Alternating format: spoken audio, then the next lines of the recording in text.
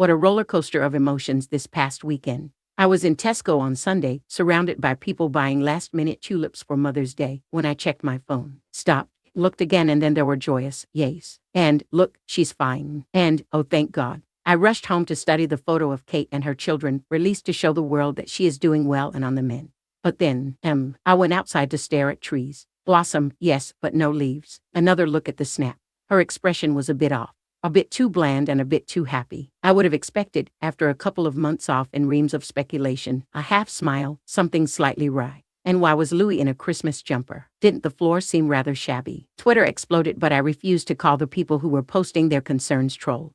We are not the villains here. We are concerned citizens, desperate for crumbs of comfort about our favorite royal, our top person. Enlarging the photo on our phone screens, we even beat the official news agencies in spotting the anomalies in that shot. Ordinary people worried and wondering why, if the photo has indeed been doctored, William couldn't just take a bloody normal family snap on his phone and post it.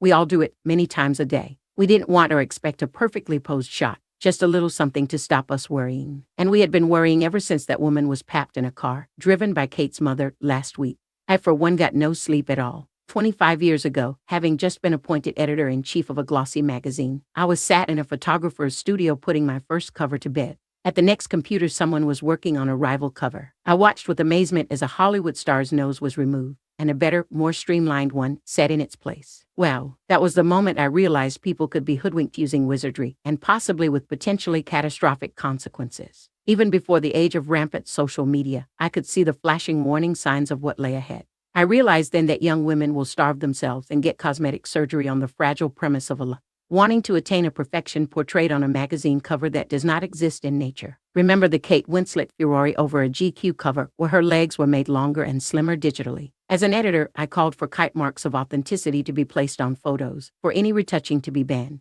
But of course I was ignored. And now look where we are. A global scandal over a royal picture which leading photographic agencies were so concerned about that they felt they had to pull it.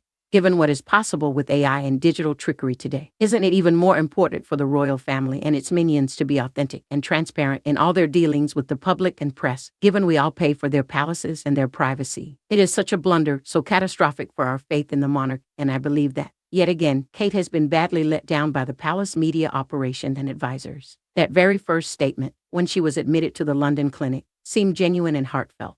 The princess realized the attention and speculation her disappearing from public view would cause, and deliberately set our minds at rest. In a kind and thoughtful way, the Princess of Wales appreciates the interest this statement will generate, and she wishes to apologize. Since then, nothing. No updates beyond the bland and meaningless, allowing the distasteful speculation about her health and the state of her marriage to proliferate on social media, and in the foreign press, New York Times and American Vogue, to ponder. Why could they not have simply released a photo for Mother's Day of Kate from the coronation, say, with a small note from her? That would have been fine. We don't expect her to put on makeup during her hiatus. Now we are